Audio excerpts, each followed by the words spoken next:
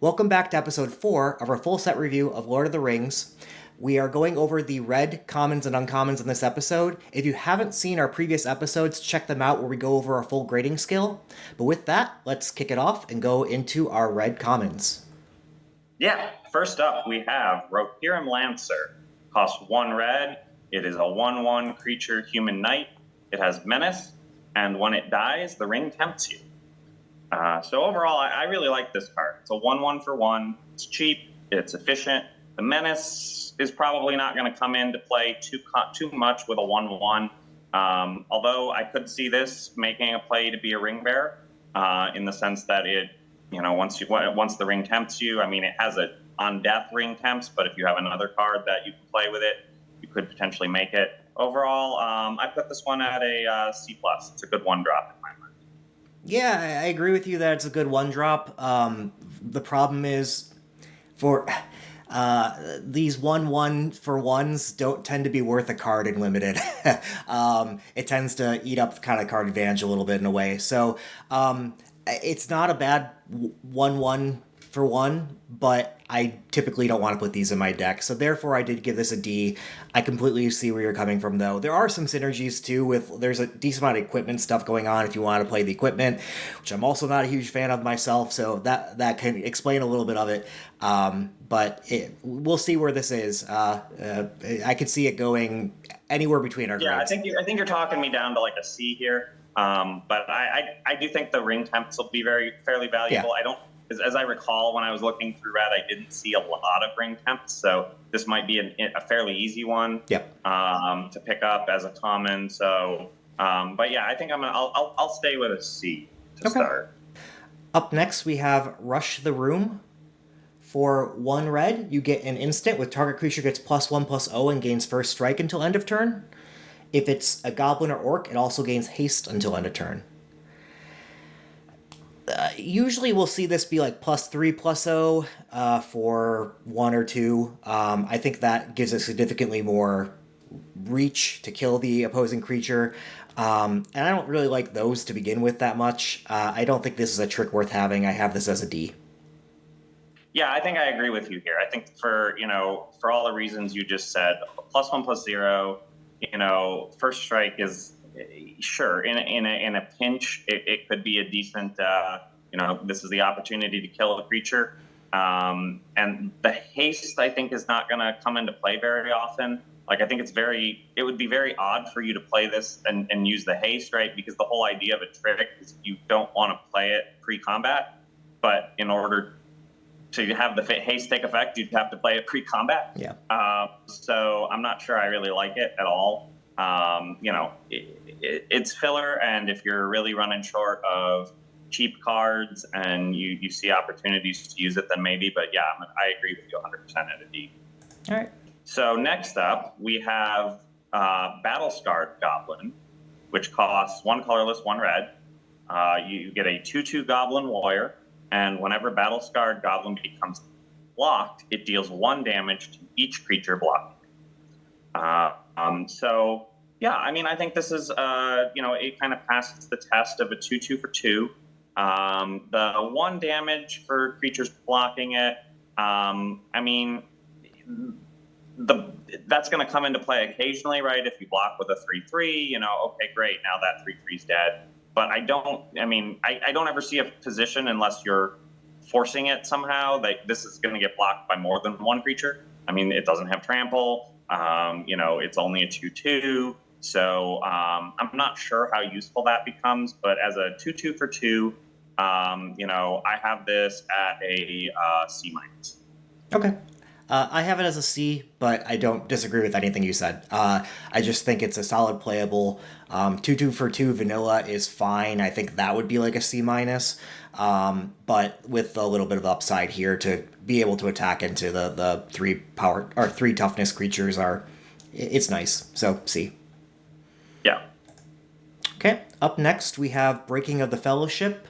For 1 and a red, you get a sorcery. Target creature an opponent controls deals damage equal to its power to another target creature that player controls. The ring tempts you. Yeah, this is an interesting one because it has a nice ceiling For 2 mana, you can kill something, a decent amount of the time. But it requires the setup of your opponent to have 2 creatures out that at least one of them has bigger power than or equal to the toughness of the other creature. So with all that setup, I tend to like to get my removal elsewhere. It does tack on the Ring Tempts You. I might be undervaluing that. But I put this as, I think it's good filler, but I still think it's filler, so I have this as a D+. Yeah, I think I have it a little higher than you. I mean, I can see a lot of cases where this will work out. But yeah, it is situational, so I have it at a C-, so not much higher. But, it is decent, cheap removal, and I wouldn't necessarily, stub my nose at it if it came across in first or even second pack and I knew I was playing red. Certainly doesn't draw me into the color, but I can certainly see a lot of use for it. So I'll go with a C- to start. Okay. So next up, we have Cast into the Fire. It is 1 colorless, 1 red. For an instant, choose 1. Cast into the Fire deals 1 damage to each of 2 target creatures or exile target artifact. This is a tough one in my mind. I looked at this one for a while and I kind of thought about it and I was like, I'm not, I can see some uses for it. Certainly, I can definitely see some uses for it. 1 damage to each of 2 creatures is not bad. It would be much better if you could combine that to do 2 damage to 1 creature. Yep. Getting rid of an artifact, I'm honestly not sure how often that will come into play. There's obviously equipment. There's obviously some, and we'll get into this later, some really powerful, like rare and mythic rare artifacts in the set. So I could see it, but in that case, I see it mostly as a sideboard card in case you're playing. So I give this overall a D. Yeah, I have nothing to add. There may be some decent targets and token stacks, but the fact that this can sometimes be blank makes it a pretty low pick. I also have a D. Up next, we have Erebor Flamesmith. For 1 red, you get a 2/1 Dwarf Artificer creature. Whenever you cast an instant or sorcery spell, Erebor Flamesmith deals 1 damage to each opponent. This is fine filler if you need a 2-drop, so I give it a D+. That's really all I have to say. Yeah, I mean, you summed it up. I gave it the exact same, D+. It's good filler, situationally useful if you're running a lot of instants or sorceries. I could see this in a blue-red situation or white-red with white-red actually kind of goes fairly well together in this set, I think, and we'll kind of get into that later on. But I think situationally D+. All right, so next up we have Gimli's Fury. For 1 and a red, you get an instant that target creature gets +3/+2 until end of turn. If it's legendary, it also gains trample. So overall, I like this card. I mean, I think it's a little overpriced for what it is. Overall, I mean, Giant Growth being the kind of standard one for +3/+3. You do get the bonus of potentially trample here for your Ring Bearer if you want to pump up your Ring Bearer. I think the good situation in that I could think of with this, right, is because your Ring Bearer can only be blocked with creatures power less than or equal to it, you wait until the post-block phase to smash this on your Ring Bearer, right? And in that case, the trample's kind of useless at that point, right? Because either they've blocked it with something, well, I guess maybe not. They've blocked it with something small, and now you're like, no, I'm going to deal a whole bunch of extra damage to your head, and you might lose 3 life from the ring ability. So yeah, I think it's a pretty good trick. I don't think it quite draws me into black, but I went with a C+. You mean red, but... All right, sorry, red. Yes, sorry, my bad. Red doesn't quite draw me into red, but it might draw you into red-black a little bit. Like that's kind of I can see the aggro deck wanting this, but yeah, I think I'm just lower on these tricks in general. I have this as good filler. I mean, I like that. it does the trample effect. I like those on these because I do like in my aggro decks, killing a creature, and I still want to be hitting face in my aggro decks, obviously. So I like tacking that on, but I'm not sure that it's worth the additional mana that you would get over a giant growth, let's say. And so I have this as, D+. Okay. Yeah. Yeah, no, I think we generally disagree a little bit on tricks, but Yeah. that might be just in part due to my inexperience in the draft format. So Yeah, that it was a learning progression I went through too. Like, and don't get me wrong, I still like me a trick. I don't want to say I don't, but I did go down on them. I still think I'm probably above the general community that has been playing a long time on it. I like especially cheap tricks, but yeah, I like them more years ago. sure. Up next, we have Goblin Assailant. For 1 red, you get a 2/2. So this passes the vanilla test. In fact, it is the vanilla test. But Exactly. Yeah. yeah, it is just a 2-mana 2/2. So I gave it a D+. I could see the argument C- as well. In fact, I'll probably change my grade to C-, but in general, it's not a high playable or anything. What do you think? Sure. Yeah. No. I mean, so for me, I gave it a D, and the reason I gave it a D is, and I have in my note here, just take Battlescarred Goblin over it. Yeah, man. Battlescarred Goblin is just all around better. It's the same 2/2 for 2, and it actually has an ability. The ability won't always come into play, but I mean, obviously that's contingent on what you get in your pack. If all you get is Goblin Assailant, all you get is Goblin Assailant. But I find it hard to rate it higher, right? So I have it kind of more as filler, and I have it as this kind of card, it is a kind of filler. It's a serviceable 2 when you need often to be trying to pick up 2s where possible. So sure. We have Improvised Club. For 1 and a red, you get an instant that, as an additional cost to cast this spell, sacrifice an artifact or creature. It deals 4 damage to any target. So, yeah, I thought about this one for a while. It's costly for 4 damage, right? Sacrificing an artifact or creature. I would rather have something that says destroy target creature. If I'm going to be sacrificing a creature, I mean, and black has that, right? And so, I think this is overall for me. I like that it can deal damage to the head, so that's nice. Or it can finish off a creature that you weakened in combat somehow. But I gave it a C-. okay, I agree with everything you said. I'm barely higher. I'm at a C. But I like that after running the stats, this will hit 89% of creatures in the set. So just with hit rate alone, I'm willing to come up to a C, but you do pay a lot. You not only use up your card, you do have to sacrifice a creature. So I think it doesn't deserve more than a C, let's say, but I have it at C. Up next, we have Rally at the Hornburg. For 1 red, you get a sorcery. It creates 2 1/1 white soldier human soldier creature tokens. Humans you control gain haste until end of turn.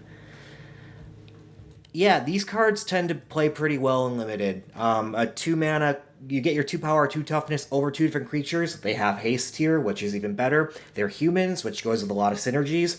I can't quite make the argument that this pulls me into red, but I have this just under that. I think this is a C+.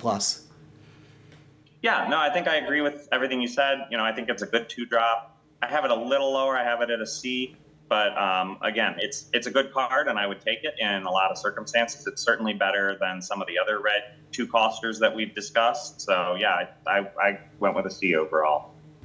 So next up, we have Smite the Deathless.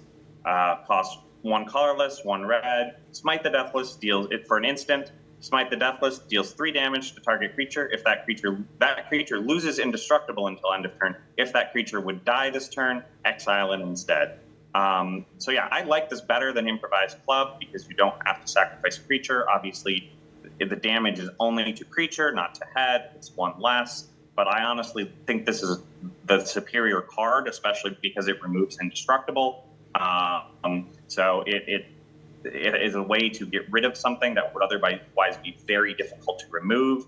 And so for that reason, I actually have this would probably pull me in red, and I have it as B minus. Same grade, same reason. Only thing to add is this kills 63% of the creatures in the set. Whenever I pull those numbers, I'm counting commons and uncommons only. Yeah. But yeah, that's a high rate for 2 mana. Up next, we have Gimli's Axe. For 2 and a red, you get an equipment with equipped creature gets +3/+0. As long as equipped creature is legendary, it has Menace, and it has Equip 2. There is an equipment synergy in the set. Maybe I'm underrating that, but I'm not a huge fan of equipment. I like my equipment to come into play with a creature, which happens, sets in the past. Yeah. This one doesn't automatically attach to something when it comes into play either, so it's quite expensive. Yeah, I have this at a D. Yeah, I actually even rated it. I gave it a D minus. I think it is 3 mana to cast, another 2 to equip. You're basically spending 2 turns on this unless you get it late game and you've got 5 mana available. So, I mean, and honestly, I see fairly little utility for it, right? If your creature's legendary, it might be because it's your ring bearer or because it could be your ring bearer. And in that case, you don't really necessarily want to give that creature +3/+0 because it makes it easier to block.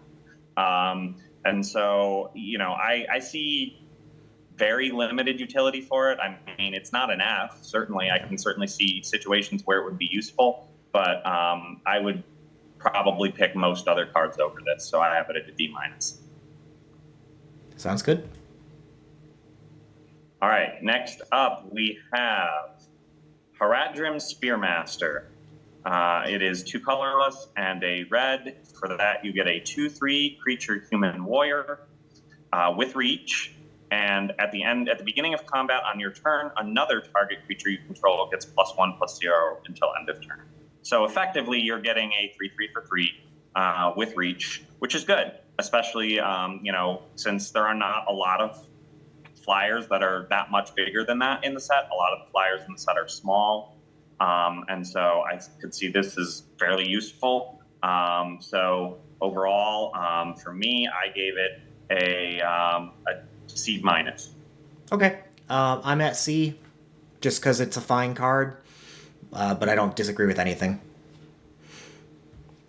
Yeah, I think you know what I'm rethinking it now, and yeah, I'm thinking C is probably more appropriate. I think I graded that one too harshly. Fair enough.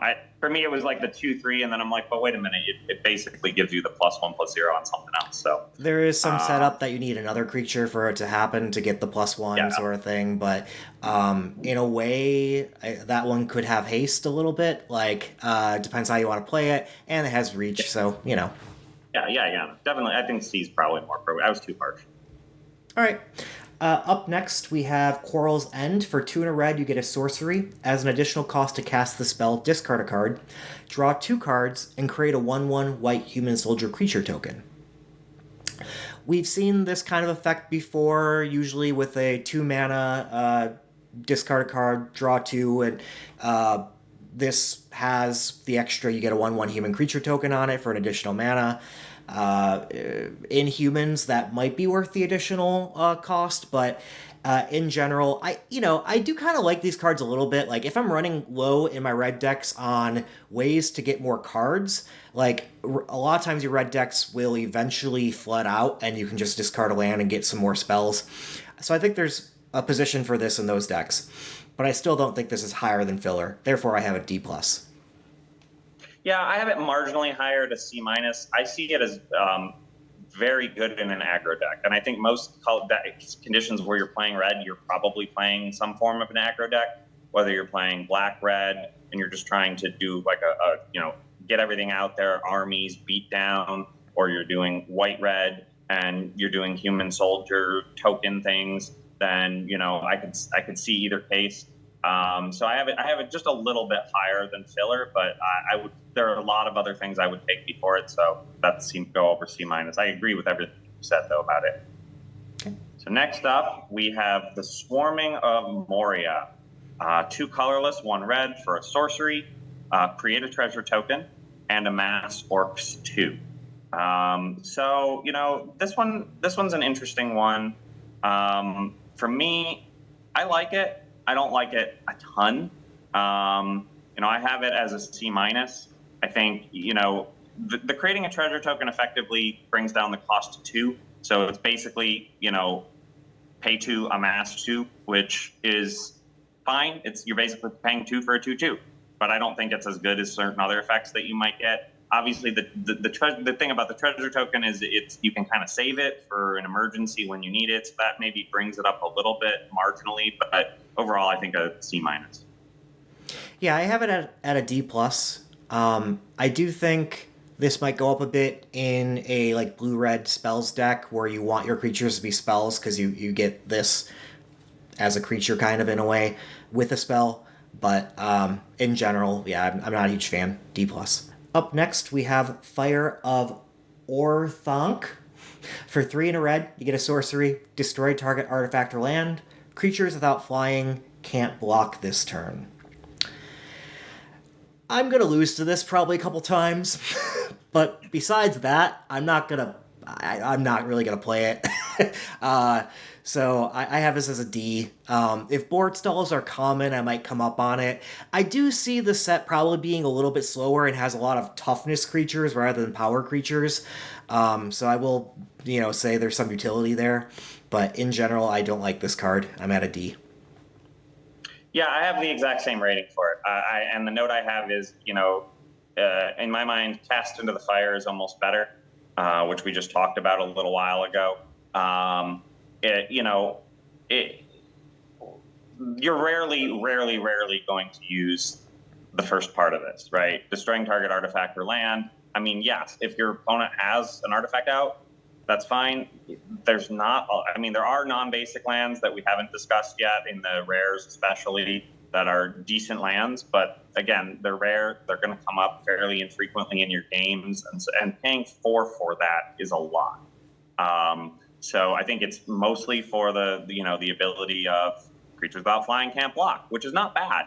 But it's also still expensive to pay 4 mana to get that ability. Now, if your opponent has 5 life left and you play this to win the game, like you said, yeah, this can do that. But I think it's situational, and so I agree 100%. I have it at a D. Okay. So next up, we have Oleg High Crusher. It is a 3 colorless, 1 red for a 4/4 creature troll soldier with trample, and it can't block unless you control a goblin or orc. It passes the basic vanilla test as a 4/4 for 4. It has the bonus of trample, which is nice. There's that. Obviously, the not being able to block unless you control a goblin or orc is sort of a detraction from it. Odds are, though, you'll probably have one if you're playing red. You'll almost certainly have one if you're also playing black. But I, in general, tend to think of this as it's not quite filler, but it's almost there, so I have it at a C minus. Same grade, same reasoning. I like my cards that are big to have trample. This does, but I almost rather just really be top end and just be a bigger trampler if I want for a top end than to try to fit this into the 4 slot. Yeah. Sure. Yeah. I would have preferred a 5/5 trample for 4, just can't block. Period. Right. Yeah. That would have honestly been a better card, but probably not a common in that case. But that would have brought it up to C plus almost for me. Just because you're not going to need to block with it often. The point is, it's a big beatdown. So. Yeah. All right. Up next, we have Relentless Rohirrim. For 3 and a red, you get a 4/3 human knight creature. When Relentless Rohirrim enters the battlefield, the ring tempts you. This is tacking on the ring tempts you on a card that is a slightly lower than vanilla test rate, but it's okay. I think it's a fine playable, but I think it's on the lower end of it. I got it at a C minus. Agreed, 100%. Same reasons, same rationale. We'll see if the ring tempts you becomes more important in the set. I could see this going more like a C. I couldn't see it going much beyond that for a 4/3 for 4, but it'll certainly get played, and I think it'll have its uses. So next up, we have War Beast of Gorgoroth. For 4 colorless and 1 red, you get a 5/4 beast creature. And whenever War Beast of Gorgoroth or another creature you control with power 4 or greater dies, amass Orcs 2. So, you know, I'm not sure how often you're going to have creatures with power 4 or greater die. If you're having a lot of creatures with power 4 or greater die, you're probably not doing too well as it is. So I'm not sure the Amass Orcs 2 really does much for you in those circumstances. So overall, though, I think I have this as slightly better than filler. I have it at a C minus. It's not 5 mana for a 5/4 isn't terrible. It would be nicer with trample. And you know, when it dies, it at least gives you something back. So it can kind of play a little bit into that aggro style. So yeah, I would play this, but I would play it fairly low at a C minus. Yeah, I have it as a C because it's an okay card that kind of gives you a little bit of card advantage when it dies. But it is 5 mana. Like, to be honest, I think I'd actually regrade this to C minus and agree with you. So you can put me as a C minus. All right. And then lastly, we have our land cycler, Oliphant. For 5 and a red, you get a 6/4 elephant creature with trample. Whenever Oliphant attacks, another target creature you control gets +2/+0 and gains trample until end of turn. It has mountain cycling 1. I mentioned a little bit ago that I'd like my tramplers to be a bit bigger. This is. Problem with the big creatures are when you have them, they get stuck in your hand, which this doesn't because of the mountain cycling. I like this card quite a bit, and I like that a lot of these land cyclers are essentially good finishers too, like that +2/+0 against trample another creature. That can bust through a lot of damage to your opponent as a finisher. So this plays good both ways. Because of that, it pulls me into red slightly, or like we mentioned, into even maybe a red splash slightly. I have this at a B minus. Yeah, I think I broadly agree with you. I'm not quite sure it pulls me into red, but I have it as a C plus. Yeah. For every reason you said, you know, the being able to have 2 tramplers. I mean, this effectively gives another creature trample and additional power every turn. So it's great. Ability to cycle it early on if you don't decide you don't want it. The only cases here in red, I think this is slightly less good than the black version that we discussed in the previous episode because there's not as much graveyard recursion in red. But if you're playing black red, you know. But yeah, I think it's strongly playable, and I would put it at a C plus. Sounds good. That's it for the commons. Let's move on to the uncommons. Now we are moving on to the uncommons in red. And first up, we have Fear Fire Foes. And it is cost X and red. And it's a sorcery. Damage cannot be prevented this turn. Fear Fire Foes deals X damage to target creature and 1 damage to each other creature with the same controller. So overall, I mean, this is not bad removal. I can see this being useful in a number of situations. I think it's certainly more useful than the black one that deals. I think it was black dealt 1 damage to each creature, right? Yeah. And so I like it generally overall. I don't know that it quite pulls me into red, so I gave it a C plus. But it's certainly decent removal, and it's variable, it's targetable to whatever level you need it to be, and then everything else just gets hit for 1. This could be useful in a situation post combat where you want to finish off a couple things. It's great for taking out 1/1 tokens. So yeah, overall a C plus. I have the same grade, and yeah, it's slightly inefficient. You're always dealing less damage to the target you want than because you have to pay the red. That said, it can take out a bunch of 1 toughness things as well, so that bumps it up.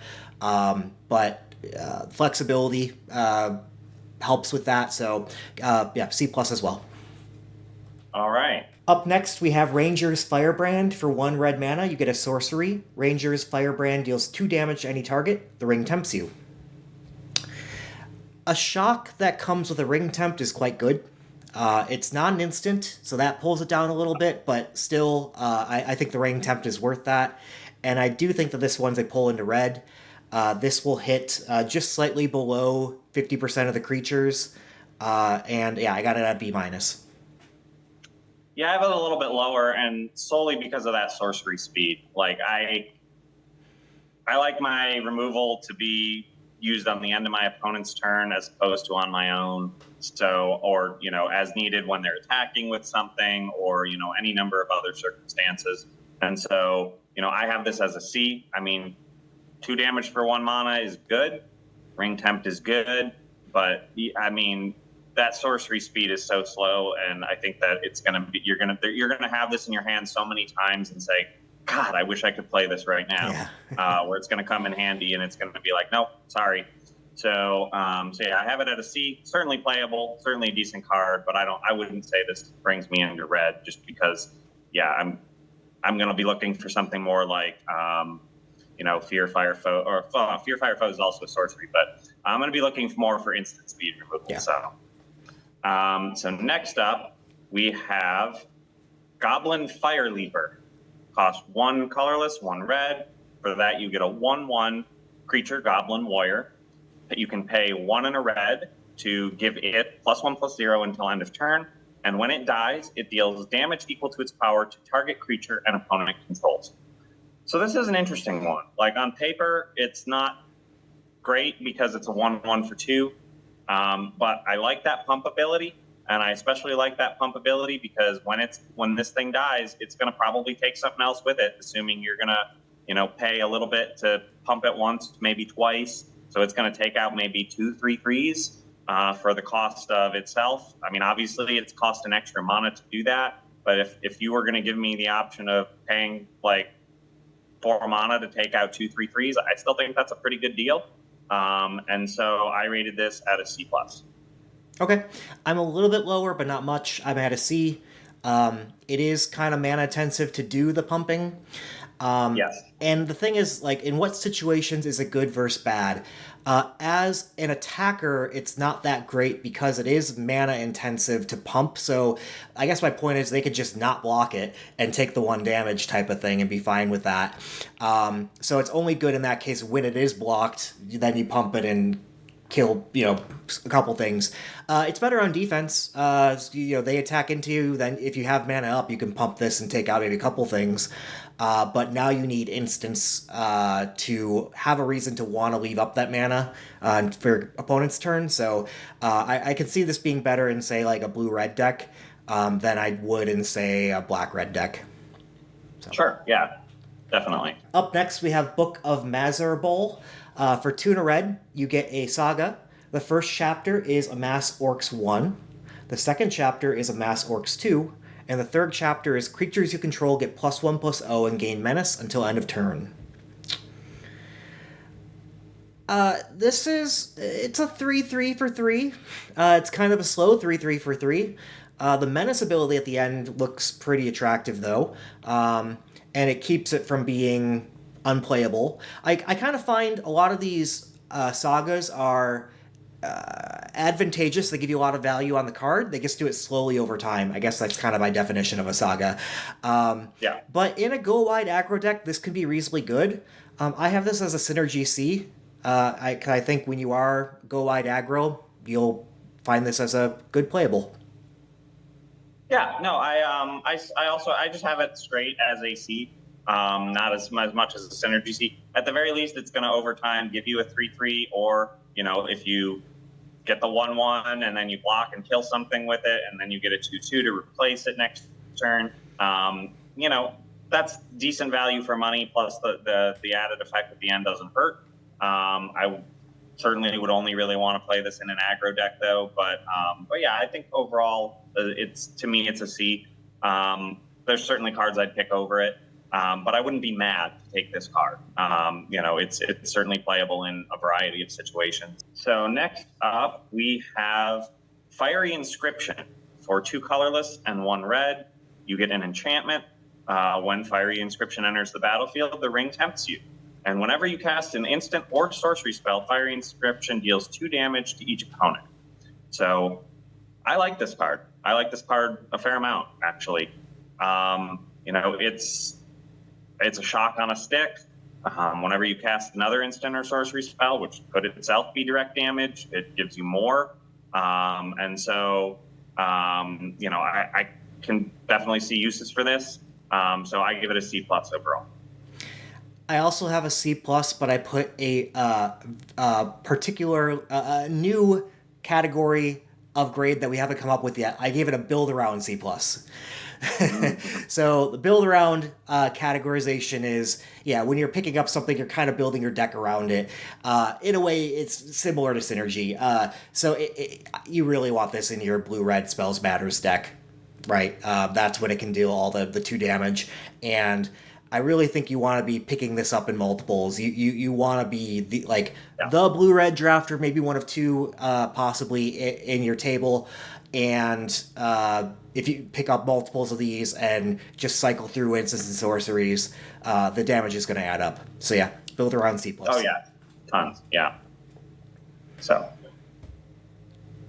Up next, we have Grishnak Brash Instigator. For 2 and a red, you get a 1/1 Goblin Soldier legendary creature. When Grishnak Brash Instigator enters the battlefield, amass Orcs 2.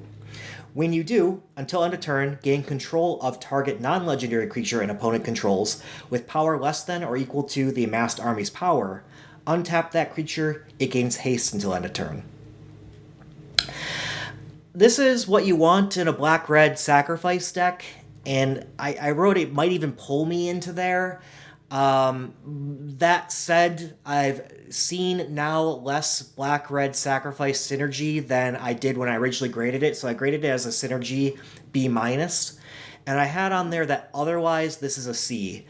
So I might kind of split the difference a little there and call it like a C+. Yeah, that describes where I'm at on it. What do you think? Yeah, no, I think this is a good card. I mean, on paper, it's a 1/1 for 3, so that's not amazing. But the ETB effect is great. Amassing Orcs 2, and, gaining control of a non-legendary creature that is less than the amassed army's power, right? That could be, that at the very least, that's going to be 2. But the upside on this is pretty significant, right? If you can grab your opponent's 5/5, and then attack them with it, great. That's amazing. But yeah, so I think the ceiling on this one is pretty high. Yeah. But I think overall, for me, I gave it a C, overall as well. And I think that it's a decent card. The problem is, as a 1/1 itself, it's pretty vulnerable. And, if you've got better yet, if you've got a way to flat flicker this, that's going to be amazing, right? And there are a few flicker mechanics. There are a few things that, exile and return. And so if you can do that, then the value of this only goes up. But I think I'll start at a C. Okay. All right, next up, we have Rising of the Day. For 2 colorless and 1 red, you get an enchantment. Creatures you control have haste, and legendary creatures you control have +1/+0. So I think this is a little expensive. I would much rather see something like this for 2. That said, it's not terrible. But I put it kind of like the haste could come in handy, particularly in an aggro deck. But I put it on the lower end of playable, so I have it at a C-. Yeah, I'm gonna disagree with you on this one. I have it as an F. I don't think it's worth a card. Yes, having haste is nice. I guess the bigger part is the semi-anthem for your legendary creatures with the +1. But your go wide stuff where you really care about anthems aren't really legendary, so it doesn't pump those up. I don't actually think that ability is not particularly good, but I do like the haste mechanic, because I think it's just going to help increase your beatdown potential. Yeah. So that's why I have it, but I actually don't really like the +1/+0 on legendaries, because usually your legendary is your ring bearer, and you don't necessarily want more power on your ring bearer. Yeah. So this brings us back to when we were starting to play Magic with Fires of Yavimaya, that was a really good deck back in the day that really cared about the haste. And I think this is better, this type of ability is better constructed. Yeah, I don't think I'm ever playing this, but we'll see where it's at. Yeah, we'll see. I may be wildly overestimating it too. So So yeah. All right. Up next, we have Erkenbrand, Lord of Westfold. For 3 and a red, you get a 3/3 human soldier legendary creature. Whenever Erkenbrand, Lord of Westfold, or another human enters the battlefield under your control, creatures you control get +1/+0 until end of turn. I think this is exactly what you want in your humans deck. It's very strong there. I just gave this a synergy B. I think if you see this with the Hornburg card, what was that? The 2/1/1 humans that come into play. You're getting 2/3/3 haste creatures with this, and all your other humans getting +1/+0. All your creatures, actually, not just humans. I like this card. What do you think? Yeah, I agree. I have it. I didn't do a synergy for this. I just kind of did an overall because my assumption is, if you're playing red, you're at some level going to have humans, right? And then you're going to have potentially, especially if you have play like red white or something like that. And I think there's a lot of synergy in this set for red white. And so I just have it as a C plus overall. I don't know that it draws me into red because again, it is sort of a build around. You want to have those humans to make this to maximize the impact of this. But yeah, I mean, I love the idea. Really, I like you said with the Hornburg, I think it is, or something like that, where you get a couple of 1/1s. Like this triggers multiple times, right? So whenever another human enters, hey, an additional +1. Additionally, you play 2 creatures in 1 turn, +2/+0. And so I can see that becoming pretty useful. So yeah, C plus. Okay. All right, next up we have Foray of Orcs for 3 colorless and 1 red. A sorcery, amass Orcs 2. When you do, Foray of Orcs deals X damage to target creature and opponent controls, where X is the amassed army's power. So this is going to be very situational, right? This is going to, it's certainly not worth it really to pay 4 to get a 2/2 and do 2 damage, I think. It's definitely worth it if you're instead going to amass to a 4/4 and deal 4 damage for 4 mana. So with that in mind, I think it's, overall, I'd give this a C minus. But I could see it being very useful if you're kind of building an amass strategy, and then I might bump it up to like a synergy B minus. But I don't tend to like to give synergy grades, so I'll stick with my overall C minus. Okay, I'm a little bit higher on this because I think the floor isn't that bad. I don't mind a 4 mana 2/2 that deals 2 to something. That's not where I want to be. I'll admit that. I just don't think it's horrible. I do want this to be dealing 3 or 4 to something, but I don't think that's going to be that hard to do. I'm starting optimistic on this one. I'm going to give this a B minus is what I have. But we'll see. I can definitely see it needs the armies to be fairly prevalent to get the ceiling on it, right? So I can see myself possibly coming down, but I'm going to start at a B minus. Oh, that's totally fair. For me, right, what kind of held it back for me was, red tending to be an aggro color. You're going to be using those armies a lot, I think, and odds are they may be just clashing and dying with your opponent's creatures. So I think, situationally, yeah, can you get that 3 or 4 power army and really make a big, splash out of this? Sure, but I don't know that it's always going to be the case. But yeah, I mean, yeah, you may be right. I'll stay at C minus for now, but I may be surprised by this one. I can see. Okay. So next up, we have Gimli, Counter of Kills. For 3 colorless, 1 red, you get a 4/3 legendary creature dwarf warrior with trample. And whenever a creature an opponent controls dies, Gimli, Counter of Kills, deals 1 damage to that creature's controller. I mean, it's not bad. It certainly could be better. I like the trample. I like the the 1 damage whenever something dies. But I think overall, I'm going to give this a C to start. I might be undervaluing it a little bit, but I just, a 4/3 is still pretty easy to kill. And so I'm not sure how long this stays on the battlefield. So what do you think? I agree with everything you said. In fact, I give it a C minus for those reasons. Yeah, we'll see how much the one damage comes into play, but I don't think it'll be often enough to make it very high value. Yeah, I'm gonna stick at a C minus, and I could see it being a C, but I really can't see it being much higher than that. Yeah.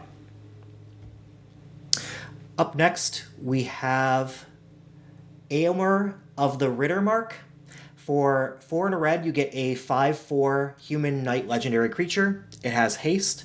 Whenever Aomer of the Rittermark attacks, if you control a creature with the greatest power among creatures on the battlefield, create a 1/1 white human soldier creature token.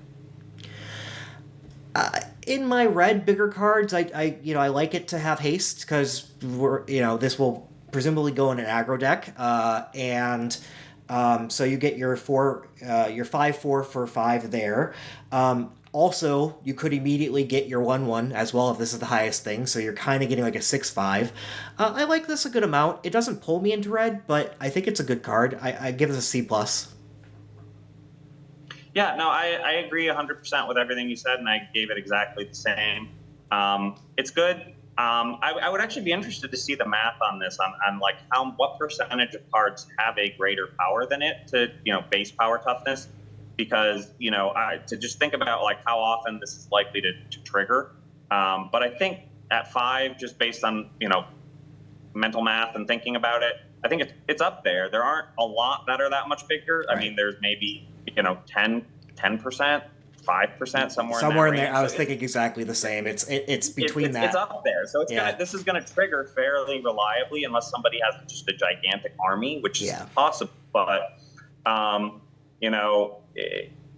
it's if you control a creature with the greatest power, so it might be your army, right? That you have the 6/6 army, you have the 7/7 army, or something along those lines. So yeah, I think it's good, and I almost put this as a B minus because I almost think this draws me into red, especially with a lot of the other cards like Erkenbrand and things like that synergize really well with human tokens or humans in general, right? Erkenbrand would, this would give things, it would become a 6/4 when it comes into play with haste.